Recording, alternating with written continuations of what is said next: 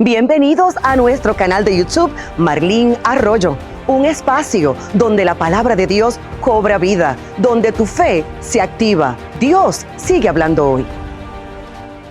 Oremos por la enseñanza. Prometo no tomar mucho tiempo, pero sí cubrirlo todo. Padre Santo, Padre bueno y Padre fiel, gracias por tu presencia, por tu palabra. Espíritu Santo de Dios, continúa fluyendo y continúa impartiéndonos en esta hora. Al final, toda gloria, honor y alabanza te pertenece a ti. Amén. Gloria a Jesús.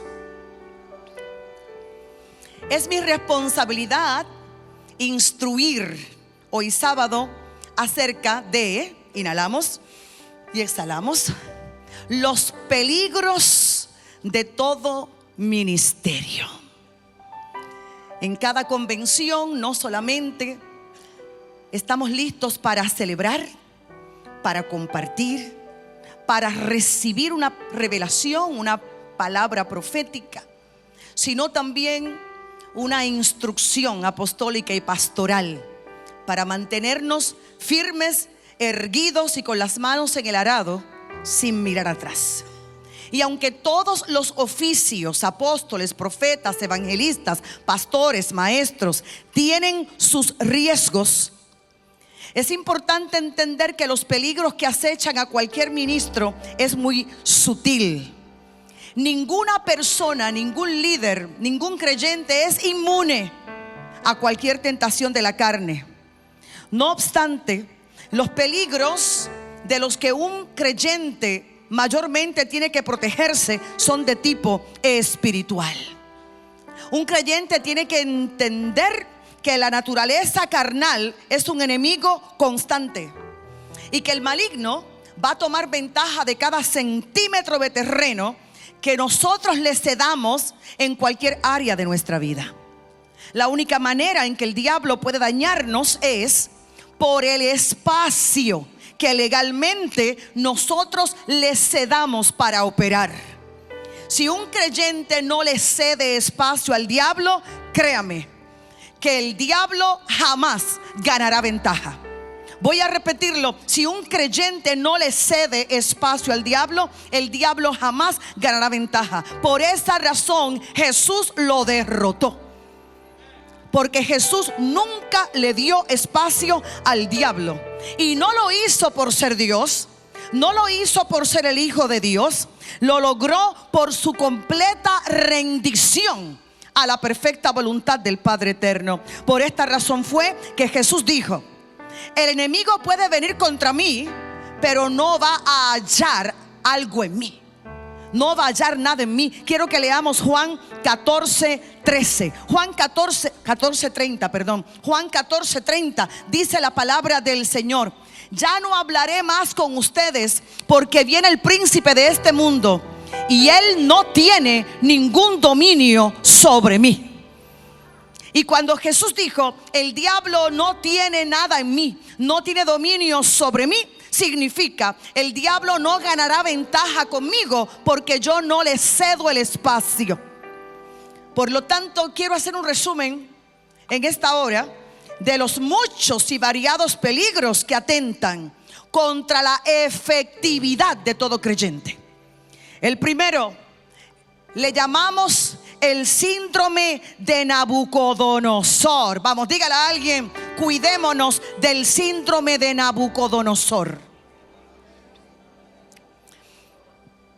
Y es que casi siempre, cuando una persona logra alcanzar una posición de liderazgo, cuando una persona logra alcanzar cierta notoriedad,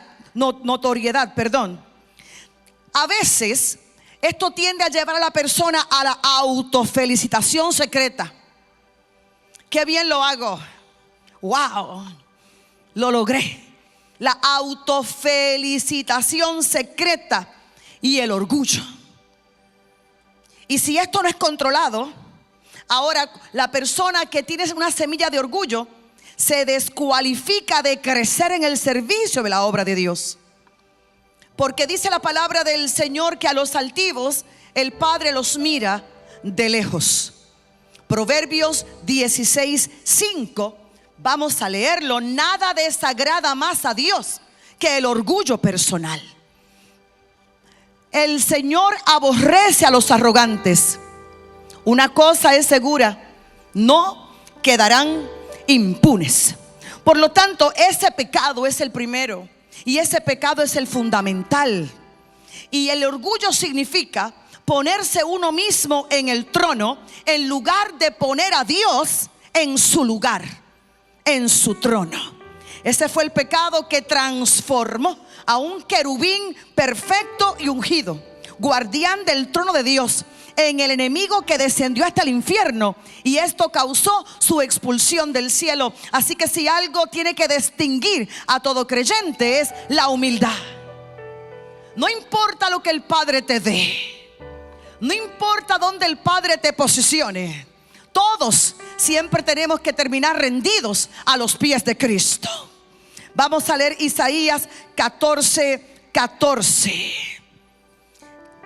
Mientras buscamos Isaías 14:14, algo muy importante. Es por esta razón que a veces el Señor, pudiendo dar cosas, no las da. Porque si las da para dañarte, mejor no te las da. Dice Isaías 14:14: subiré a la cresta de las más altas nubes, seré semejante al Altísimo. Nabucodonosor cayó en un estado de locura luego que declaró arrogantemente: mira todo lo que yo he logrado, mira todo lo que yo he hecho, mira todo lo que yo he construido, la gran Babilonia. Tenemos otro ejemplo, el rey Saúl, por ejemplo. La caída del rey Saúl fue el orgullo. Usías, el rey de Judá, después de una trayectoria exitosa e influyente en la nación, se llenó de orgullo y se auto-otorgó un derecho sacerdotal que Dios no le había otorgado, y murió leproso. Mateo 23:12 dice lo siguiente: porque el que a sí mismo se enaltece será humillado, y el que se humilla será enaltecido. El síndrome de Nabucodonosor impide que el creyente sea humilde. De las miles de manifestaciones del orgullo, ninguna es más aborrecible que el orgullo espiritual.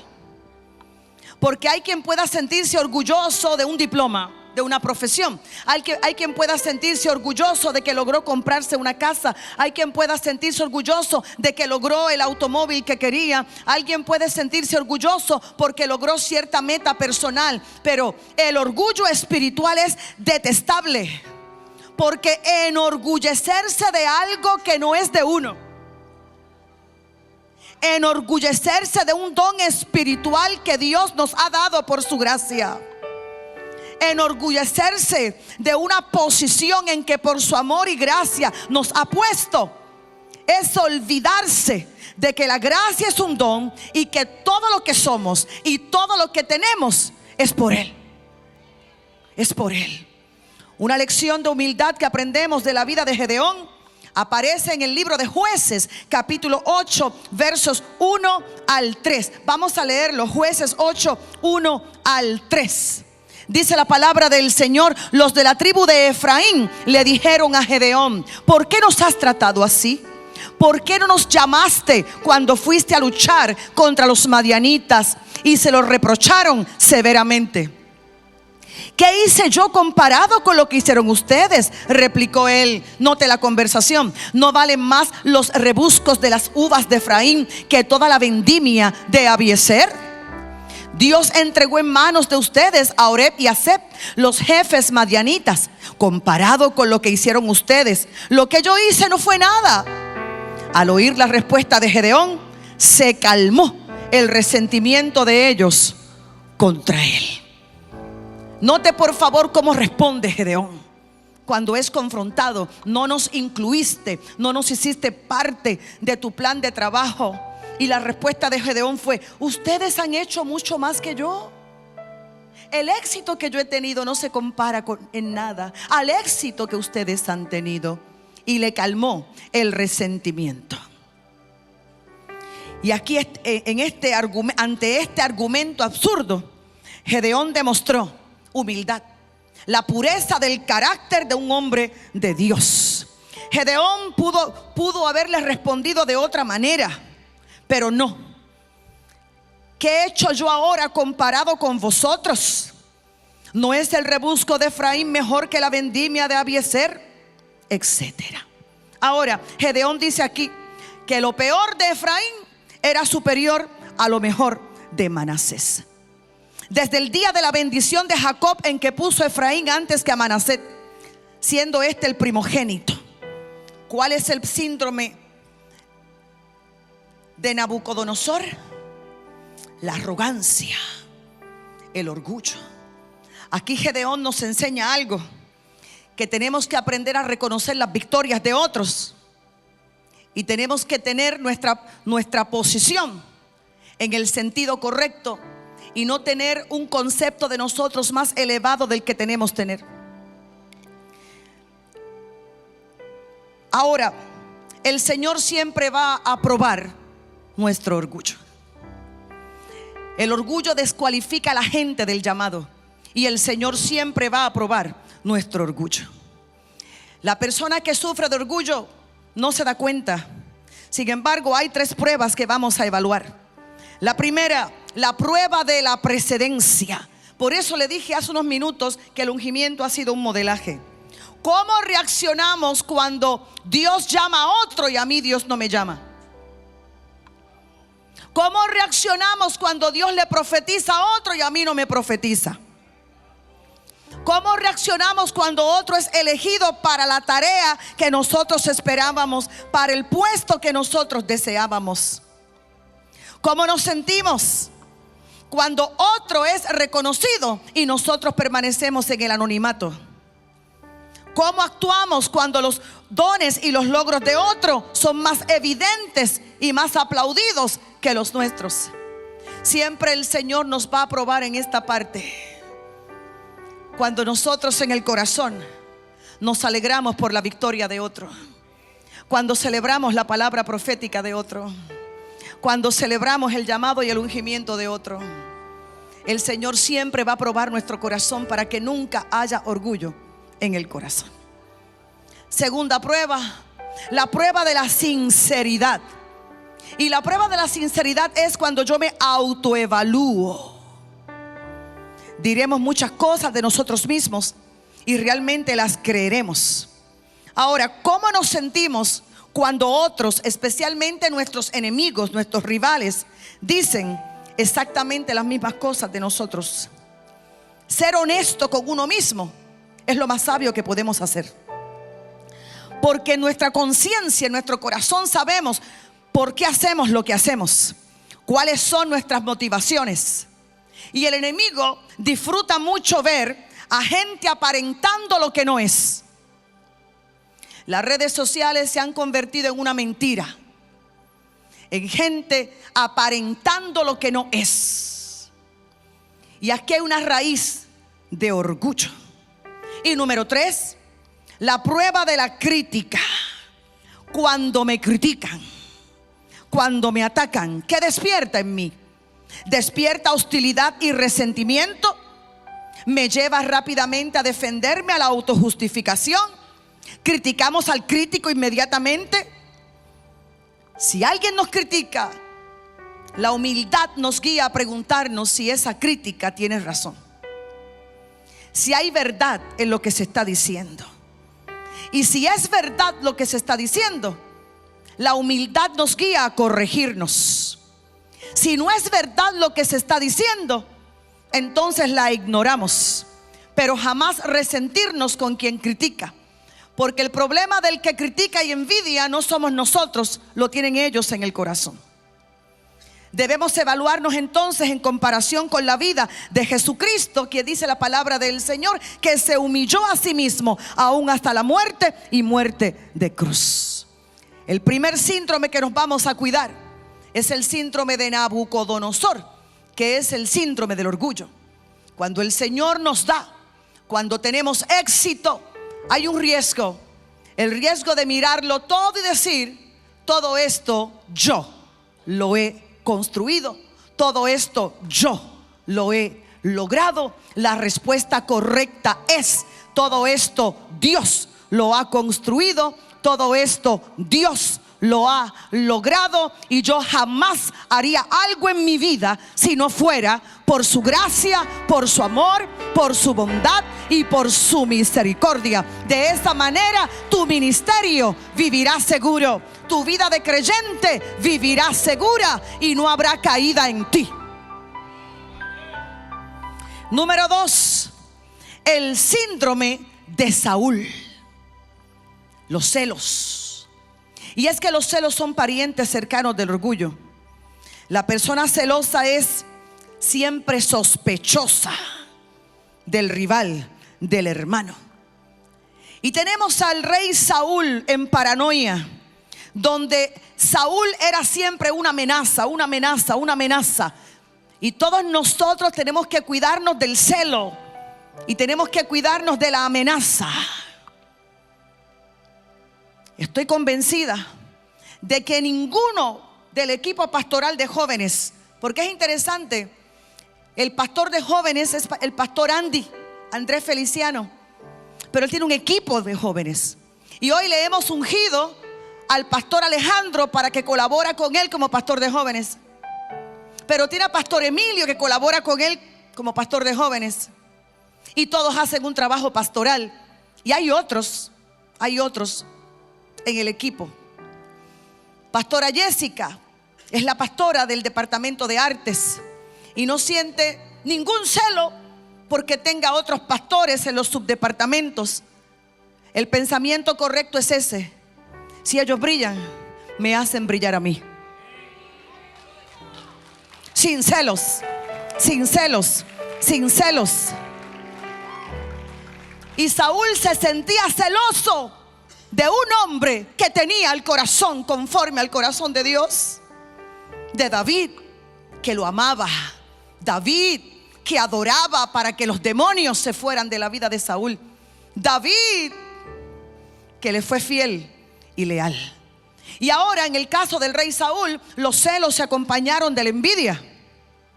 Y ahora fue una carrera desenfrenada para borrar a David del escenario. Borrar del escenario al hombre que Dios le puso al lado para que lo ayudara. Y la Biblia registra muchos episodios donde Saúl dejó al descubierto su corazón celoso por todos los logros y todo el avance de David. Nunca Saúl celebró un logro de su colaborador, más bien se incomodaba con los logros de David. Una tentación similar le ocurrió a Moisés, pero fue tentación. Moisés no cayó en esto, fue tentación. Y es que el Señor comenzó a levantar a unas personas como ministros cerca de él. Y un joven, en nombre de la lealtad, escuche, en nombre de la fidelidad, pero una lealtad y fidelidad equivocada. Vamos a leer Números 11, 27 y 28. Tenemos que tener mucho cuidado con quienes nos hablan. Un muchacho corrió a contárselo a Moisés. Eldad y Medad están profetizando dentro del campamento. Josué, hijo de Nun, uno de los siervos escogidos de Moisés, exclamó: Moisés, Señor mío, deténlos. Y dice el verso 29, pero Moisés respondió: ¿estás celoso por mí? ¿Cómo quisiera que todo el pueblo del Señor profetizara y que el Señor pusiera su espíritu en todos ellos? Moisés sabía que Dios estaba levantando a Eldad y a Medad. Lo sabía. Y como lo sabía, lo permitía. Pero ahora los fieles, los leales de Moisés están asustados. Asustados. Pero Moisés sabía. Así que Moisés dice: ¿están celosos por mí? No estén celosos por mí. Tranquilos. Ojalá y Dios levante más ministros en el campamento. Ojalá y Dios levante más gente de Dios en el campamento. Una vez a mí me preguntaron: pero apóstol Marlene, ¿por qué usted tiene tanto pastor? ¿Por qué? Bueno, yo no tengo la culpa. de que Dios me dé tantos pastores. Simplemente Dios los trae. Simplemente el Señor lo hace. Simplemente eso. Entonces uno tiene que aprender a correr con lo que Dios está haciendo. Y ojalá que el Señor me traiga más pastores. Y ojalá y el Señor me traiga más maestros. Permite el Señor que se aparezcan más evangelistas. Y permite el Padre Eterno que vengan más músicos, más cantantes, más danzores, más adoradores. Y alguien dirá: Apóstol Marlín, ¿y qué usted va a hacer con tanta gente? Y yo le voy a contestar: ese no es mi problema, porque esto no es mío, esto es del Señor. Ya el Señor me dará instrucciones para manejar tantas cosas. Ya el Señor lo hará. Uno de los problemas, porque tenemos pastores generales aquí presentes, uno de los problemas por las que las congregaciones no crecen es la falta de confianza en la gente. Y tenemos que soltar tanto control. Yo no vengo a ningún culto de jóvenes. Yo estoy pendiente, pero yo no vengo. Yo confío. Yo los dejo fluir. Yo no tengo que estar presente en todos los ensayos de artes. Yo los dejo crear. Yo confío. Yo los dejo fluir. Si veo algo incorrecto, se los hago saber. En las convenciones venimos al ensayo general y decimos: ajusta aquí, esto sí, esto no. Vamos, porque sabemos que todo esto es un modelaje para muchos. Pero si queremos crecer, tenemos que soltar el control, entendiendo que Dios siempre tiene el control. Número 3, el síndrome de Diótrefes. Y es que en la tercera carta de Juan se menciona a esta persona, donde el apóstol lo denuncia por sus actitudes perversas contra los hermanos. Y Diótrefes posiblemente era un gran líder. Diótrefes, un predicador destacado de la iglesia. Pero a Diótrefes se le acusa de 4 cosas importantes. La primera, que siempre quería estar en el primer lugar. Siempre primero, en primer lugar. Un noble ejemplo de cómo combatir esto lo encontramos también en Gedeón. Cuando fue concluida la victoria, leamos Jueces 8, 22 y 23. El pueblo estaba muy agradecido con Gedeón. Los israelitas dijeron a Gedeón: gobierna sobre nosotros y después de ti tu hijo y tu nieto, porque nos has librado del poder de los madianitas. Pero Gedeón les dijo: yo no los gobernaré, ni tampoco mi hijo. El Señor los gobernará. Santo Padre, solo el Señor los gobernará. Había mucho agradecimiento. Y cuando hay mucho agradecimiento se ofrecen cosas. Hay una frase que me ha salvado bastante la vida, y es que el agradecimiento no se puede convertir en esclavitud. Hay que ser agradecido, pero no esclavo. Y ese agradecimiento los estaba llevando a ellos a la esclavitud, y le ofrecieron una monarquía hereditaria. Vive agradecido, pero no seas esclavo ni manipulado por nadie. Ahora Gedeón actuó con humildad. Ahora, el síndrome de Diótrefes no respetaba la autoridad apostólica. Hablaba en contra de Juan, levantando calumnias y cosas maliciosas contra el apóstol Juan, y no le daba la honra correspondiente. Y hablar mucho es una cosa, pero otra es murmurar, calumniar y juzgar sin misericordia. Y a Diótrefes le complacía desprestigiar el carácter de su apóstol para su propio provecho. Y su propósito era aplastar la imagen del apóstol y aplastar la imagen de los que honraban al apóstol anciano del Señor. Y este síndrome busca desplazar la figura y autoridad de los demás para exaltarse a sí mismo, porque es una persona que vive con competencia, es una persona que vive con inseguridad, producto de una baja autoestima. Y la gente con pobre autoestima siempre le falta el respeto a sus líderes, a sus guías espirituales, y quieren exaltarse sobre el otro. Esta práctica era bastante común en la iglesia más problemática de la Biblia, que era la iglesia de Corinto. Digo, después de la congregación de Moisés, la más problemática era la de Corinto. Primera de Corintios 3, vamos a leer los versos 4 al 6 y 9. Primera de Corintios 3, 4 al 6 y 9. Y tenemos que tener cuidado con las faltas de respeto al manto y a la autoridad. Y los que somos pastores generales tenemos que enseñar a la gente a respetar el manto y a respetar la autoridad. Yo siempre le expliqué a mis 3 hijas, desde niñas, su mamá es una cosa, pero su apóstol es otra. Respeta el manto apostólico, no tengas problemas con el Espíritu Santo de Dios. A mí me honras, al manto me lo respetas. Cuando uno afirma yo sigo a Pablo y otro yo sigo a Apolos, no es porque están actuando con criterios humanos. Después de todo, ¿qué es Apolos y qué es Pablo? Nada más que servidores por medio de los cuales ustedes llegaron a creer, según lo que el Señor le asignó a cada uno. Yo sembré, Apolos regó, pero Dios ha dado el crecimiento. En efecto, nosotros somos colaboradores al servicio de Dios y ustedes son el campo de cultivo de Dios, son el edificio de Dios. Si aprendemos a respetarnos todos los mantos unos de otros, entonces la iglesia será exitosa, la congregación será exitosa. Hay algo más de este hermano, y es que se negaba a recibir a los hermanos.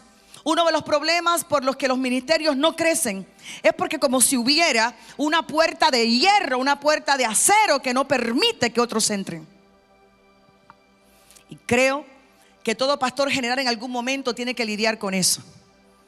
Todo ministerio tiene que aprender a darle la entrada al que Dios trae. Paréntesis. Permítame viajar un momento al pasado. Inhalamos y exhalamos. Estamos enseñando. Si usted me hubiera visto a mí cuando yo tenía 18, 19, 20 años, usted jamás hubiese pensado que Dios haría algo bueno conmigo. Si usted me hubiera conocido a mí recién convertida, usted jamás hubiese imaginado que yo iba a ser ministro del Señor. La única profecía que me dieron en un culto pentecostal en el recinto de San Germán de la universidad, me la dio una hermana pentecostal en secreto en el oído porque no se atrevió a hacerlo público. ¿Cómo me iba a profetizar con aquella ropa que yo usaba? Recuerdo la primera consejería pastoral que tomé. Eran unos pantaloncitos muy cortos, con un bracielito, con las tacas altas, masticando chicle y con un flow muy interesante. Cuando el pastor me vio, obvio que me miró de arriba abajo. ¡Wow! A la oficina pastoral. Yo no sabía lo que hacía. El pastor me invitó a una librería cristiana para regalarme una pista. Y yo fui vestida así, con los jóvenes, con las faldas largas. Usted entiende, ¿no? Yo era la difícil del grupo, la impía del grupo, la rara del grupo. El pastor se enteró que yo cantaba y bailaba en el Parador Villa Parguera. El pastor me dijo que si yo me atrevía a cantar en el altar.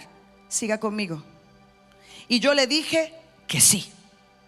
Sin discipulado. Aquello fue todo un riesgo. Sin discipulado, sin formación. Aquello fue toda una hazaña. Y yo le dije que sí. Yo en mi prudencia lo analicé y dije, no, si voy a cantar en el altar tengo que ir bien vestida. Así que a mi juicio fui muy bien vestida. Con un mahón de esos que si tú eres 6'6" te lo pones 4. De esos que tú sabes que no cierra, pero usted sabe qué hacer. Usted se acuesta en la cama, usted sube el zipper, usted inhala, se pone el botón, usted se pone de pies como puede. En el nombre de Jesús usted baja, usted sube y quedamos con una correa ancha. Me puse una blusa de manga larga, gloria a Dios, con mis tacos y con mi flow. Y aquel día el pastor, con las manos que le temblaban, nunca lo voy a olvidar, las manos le temblaban, dijo: hoy tendremos un especial a cargo de Ella es Nueva. Él me justificó: ella es nueva, ella canta con nosotros, Marlene Arroyo. Y yo subí al altar, ya usted sabe, sin formación, sin discipulado, simplemente sabían que yo cantaba. Y yo subí.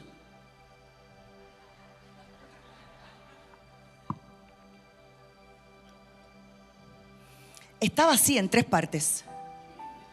Al lado izquierdo estaba el Santísimo Sanedrín, el gobierno de la iglesia, usted sabe. En el centro estaba la gente normal. Y a la derecha estaban los rebeldes. Los del piercing, tatuaje, pelos amarillos, rojos, violeta. Yo lo pude visualizar ese día. Así que yo miré a la izquierda y vi los rostros serios.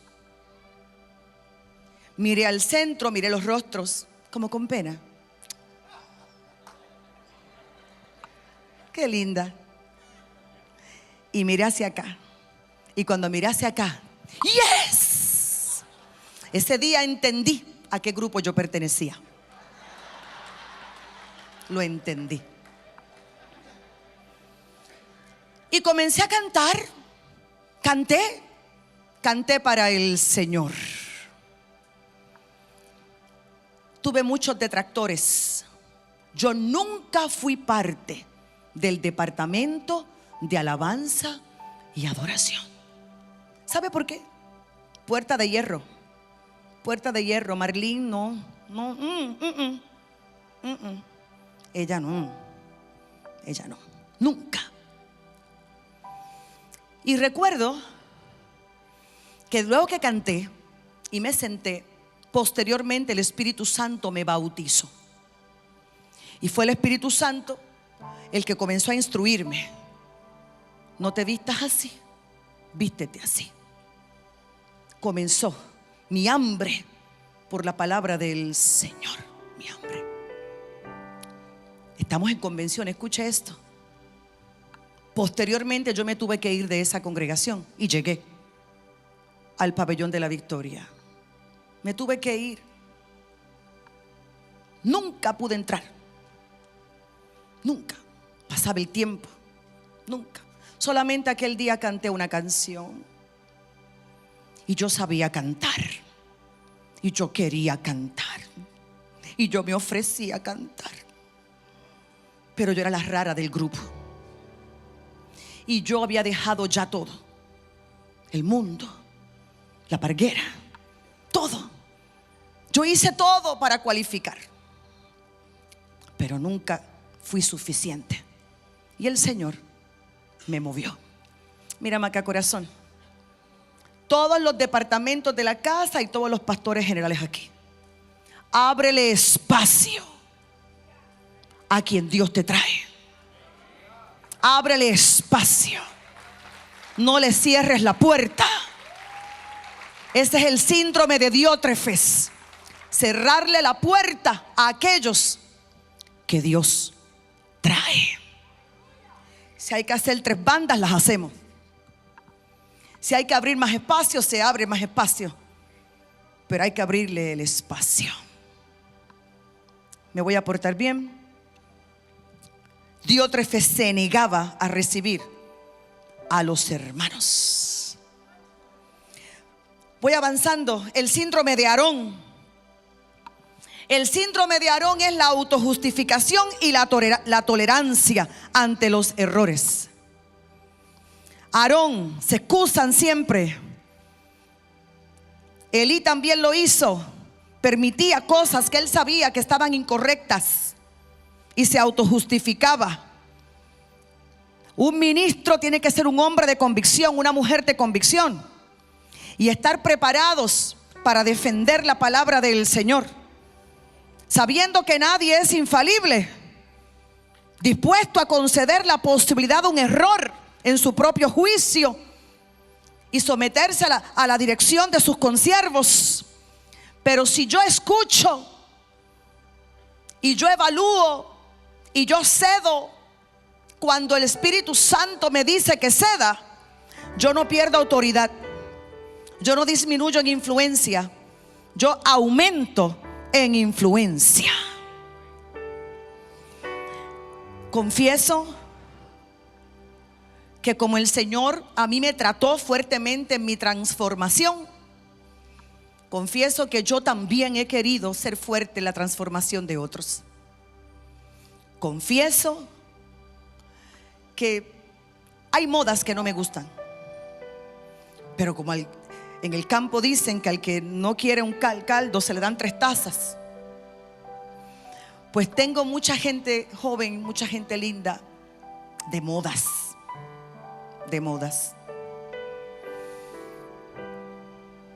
He tenido que morir a eso y aceptarlo y entender que los gustos míos no tienen que ser los gustos de todo el mundo. Ejemplo simple. Llegué ayer a la convención y cuando yo he visto en tenis a las adoradoras, a mí me ha dado una revolución en el alma. Y yo sonreí y miré a la mía, Débora. Primer día de convención en tenis, no hay tacos altos. Y me dijo, no mami. Y yo, ¿por qué? Es que nos vamos a mover mucho. Y yo, muero ahora mismo. Muero a mí misma en el nombre de Jesús de Nazaret. Inhalé, exhalé, oré en mi interior. Señor, no es lo que quiero, no es mi gusto, pero muero, cedo. Cuando vi el espectacular opening, cuando vi a todo el mundo bailando y danzando, dije, gracias Padre, que hice silencio, porque yo estaba equivocada. Ellos tenían razón. No hay quien baile levanto mi bandera con tacos altos. Y eso no me disminuyó influencia, me aumentó la influencia, hasta el punto que Apóstol Carlos y yo dijimos, el domingo de resurrección queremos que vuelvan a ser levanto mi bandera. Santo Padre, eso es un pequeño detalle, pero hay cosas graves. Pero eso es un pequeño detalle, pero hay cosas graves. El síndrome de Aarón también es un espíritu de familiaridad. El pecado de la familiaridad. Sí, porque pecado es desobediencia. El pecado de la familiaridad. Sí. Allí tenemos a Aarón permitiendo que levanten un becerro de oro. Y por más que tú ames a una persona, tú no puedes permitir lo que Dios no permite. La familiaridad hace daño. Un día el Señor le dijo a Moisés, da un pie al frente, sepárate del pueblo, un pie al frente. Se han hecho demasiados familiares contigo y ya no te están respetando. Y como estamos educando en convención hoy sábado, pastores generales no tienen que ir a tomar café a las casas de la gente. No tienen que ir a tomar chocolate a la casa de nadie. Usted simplemente va a hacer su función ministerial. Y gracias y buenas tardes. Y hay personas que usted le puede decir tú, pero habrá otros que usted tendrá que decirle usted. Usted. La familiaridad hace mucho daño. La excesa cercanía de la gente hace mucho daño. El lenguaje pueblerino para todos los creyentes: toda juntilla termina en problemas. Toda juntilla termina en problemas. Juntillas son amistades demasiado cercanas. Todo tiene que tener un límite. Todo. Porque todos quieren ver a tu Israel, pero no todos están preparados para conocer a tu Jacob. E Israel y Jacob son la misma persona. Y hay gente que no entiende cómo Dios usa a Israel con poder y Jacob tiene tantos problemas y tantos defectos. Por lo tanto, evítate el problema de que no amen y no respeten a tu Jacob, simplemente mostrando a tu Israel. Número 5, el síndrome de Elías. En todo momento, en todo ministerio, en toda vida, hay tiempo de desaliento y frustración. También hay tiempo de éxito y de prosperidad. Y el ministro está en peligro de entristecerse, de deprimirse indebidamente cuando hay momentos de frustración, y entusiasmarse desmedidamente cuando hay éxito y hay prosperidad. La Biblia dice que en los tiempos de Jesús, los 70 volvieron de su misión muy entusiasmados con su éxito. Y rápidamente Jesús los detuvo, le detuvo la fiesta.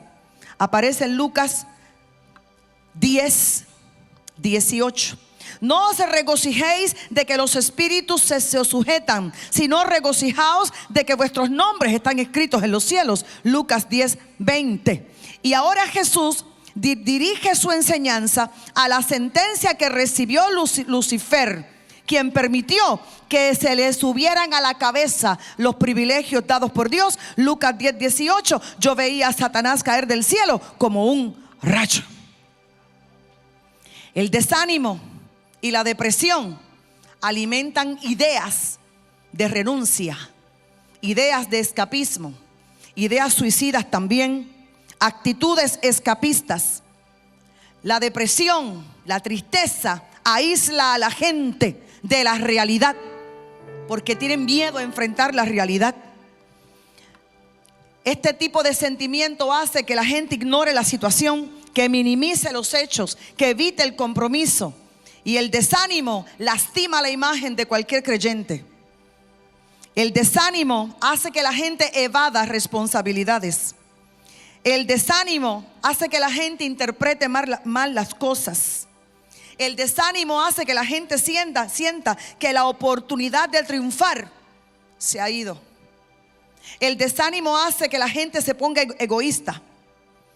El desánimo hace que la gente no tenga éxito e intente hacer algo. La gente carece de propósito, de planificación. Entran en pasividad, entran en inactividad. Cuidado con el síndrome de Elías. El síndrome de Elías lo llevó a que el Señor le pidiera la renuncia y se lo llevara vivo, sin terminar la asignación. Y el último, el número 6, el síndrome de Jonás. Siempre habrá un momento en la vida donde tendrás que decidir: o soy popular o soy impopular. Y la razón por la que Jonás escapó de su asignación era porque sabía que la palabra profética que Dios le estaba dando no lo iba a hacer famoso, lo iba a llevar a ser despreciado. Y hay decisiones en la vida que tendrás que tomar donde esa decisión no te hará popular, no te hará famoso. Serás criticado, serás despreciado. Esto es lo correcto. Hazlo. Hazlo. Por eso, para ser pastor hay que ser fuerte. Para ser un líder hay que ser fuerte. No se puede ser cobarde. La orden que recibió Jonás fue: profetiza que voy a destruir a Nínive. Repasemos. Y Jonás decía dentro de su ser: yo no voy a profetizar eso, yo no voy a profetizar eso, no lo quiero hacer. Yo te conozco, tú te vas a arrepentir. Cuando esa gente se humille, tú vas a cambiar de opinión, porque yo sé lo que tú estás buscando. Lo que tú estás buscando con esta profecía es propósito, que ellos se arrepientan, que se humillen, para tú salirte con la suya y tú salvarlos. Y entonces, ¿qué va a pasar conmigo? Yo quedo como un profeta mentiroso, yo quedo mal. Así que no te voy a obedecer y voy en contra. ¿Estás conmigo? Y cuando un profeta conoce el propósito de Dios, conoce el corazón de Dios y sabe que lo que Dios le está pidiendo lo va a hacer aborrecible, lo que va a provocar es que no sea famoso, que no sea popular, que no sea entendido. Allí es donde se va a probar tu corazón y tu llamado. Cuando tú eres realmente llamado por el Señor, tienes que llegar a una conclusión. Vamos a llegar. Yo voy a llegar. Yo decido la forma de llegar, o en barco o en ballena. Yo decido el medio de transporte, o en barco o en ballena. Y Jonás lo decidió, escapando del propósito, tratando de ser popular, quedar bien con la gente, escapando del propósito. Terminó 3 días y 3 noches dentro de un gran pez. Ahora, ¿cómo es posible que alguien obedezca al Señor sabiendo que no será popular, sin tener crisis de identidad? Cuando tú sabes quién tú eres, cuando tienes la identidad ministerial correcta, deja de importarte ser famoso o no. Lo haces porque Dios te envió y punto. Por amor y propósito. Amor y propósito.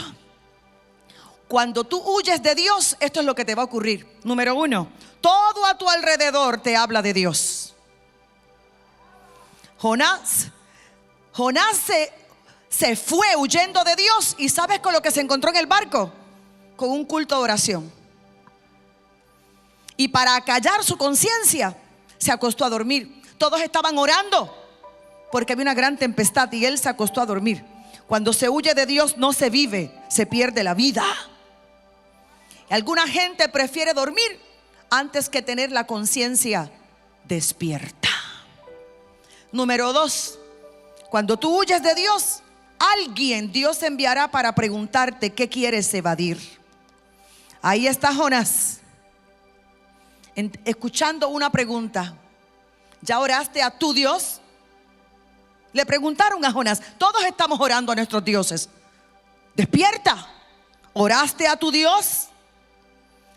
Cuando huyes de Dios vas a descubrir algo: que los paganos tienen mucho más sentido común que los cristianos rebeldes.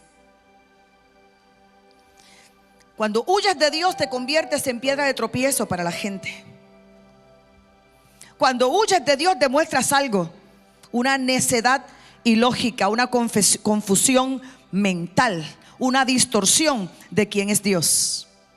El síndrome de Jonás, una incapacidad espiritual, una crisis existencial. Prefería morirse. Y debo ir terminando. Santo Padre, debo darle toda esta enseñanza a los ministros para que se la lleven. Aquí localmente yo la puedo enseñar luego.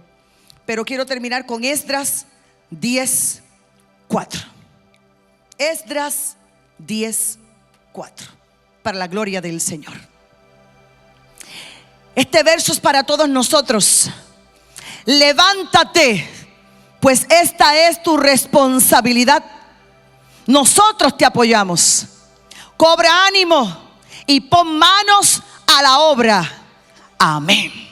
Vamos a estar de pies en esta hora. Levántate, porque esta es tu obligación. Nosotros estaremos contigo. Esfuérzate y pon manos a la obra. Inhalamos y exhalamos. Si queremos que cada palabra profética se cumpla, no podemos dejarnos atacar por el síndrome de Nabucodonosor, el orgullo. No podemos dejarnos atacar por el síndrome de Diótrefes, hablando mal de la autoridad y cerrándole la puerta a los hermanos. No podemos dejar atacarnos por el síndrome de Jonás, estar huyendo de la obediencia al Señor simplemente porque lo que Dios me manda hacer no me hace famoso, no me da popularidad. Hay otro síndrome, el de Absalón, también lo hablamos luego. Un corazón perverso que trae disensiones, que quiere lo que Dios no le ha dado.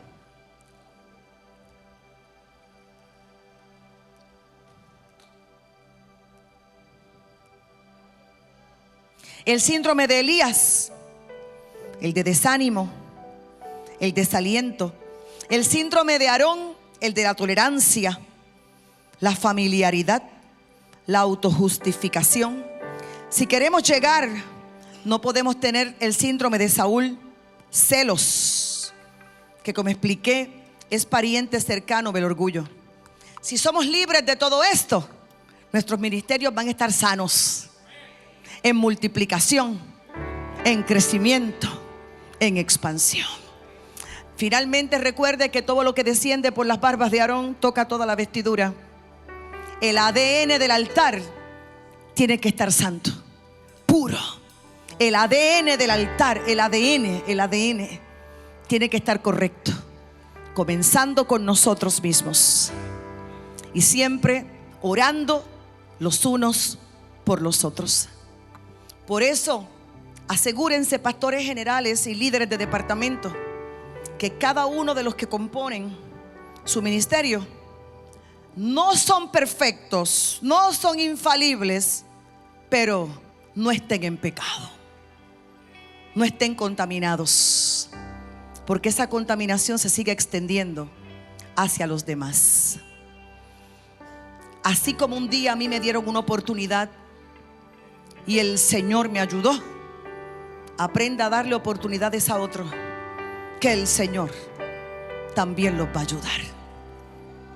Padre fiel, santo y bueno, gracias por el jueves, por el viernes, por hoy sábado.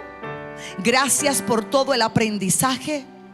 Gracias por la atmósfera apostólica, profética, pastoral, magisterial. Anoche a ti te plació mover un manto evangelístico como pocas veces lo hemos visto dentro de la congregación. Vidas y vidas aceptando a Jesús a través de los medios de comunicación, también presencialmente. Gracias. Sabemos que lo que tú harás mañana será superior. Te pedimos que jamás sea erradicada esta semilla de fe de nuestro corazón, que jamás estas enseñanzas sean apartadas de nuestra mente, de nuestro espíritu. Seguimos creciendo en ti, en sabiduría, en inteligencia, en conocimiento, en poder. Y tuyo es el reino, y tuyo es la gloria, por los siglos de los siglos. Amén. Gracias por acompañarnos hasta aquí. No olvides suscribirte a nuestro canal de YouTube, Marlene Arroyo, y presionar la campanita para recibir nuestras notificaciones. Ora, cree y camina en todo lo que Dios ha dicho para ti.